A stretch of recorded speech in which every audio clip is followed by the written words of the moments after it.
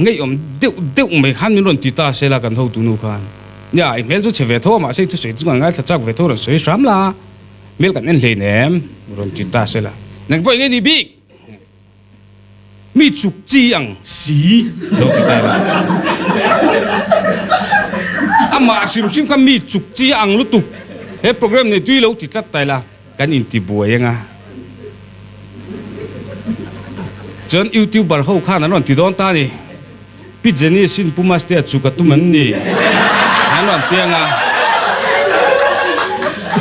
năng ni khai đi lâu em ngay lâu comment nga chúng cầm buồn nó sâu sang dễ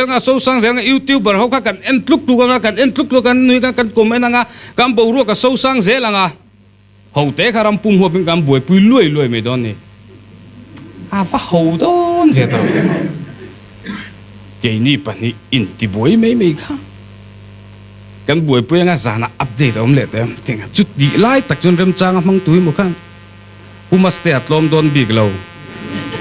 pi Jenny se le Mastea chung chang update ha ding anon update lot lenga atuk jinga pakhatin boxing ring an ching fel do nem ni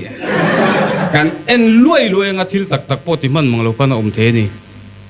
chu mi thlen lo na tur chuanin thatle thata mihring kan in dor hin ko sak to na lo nu ma ko sak ho lo nu ma chu alo ni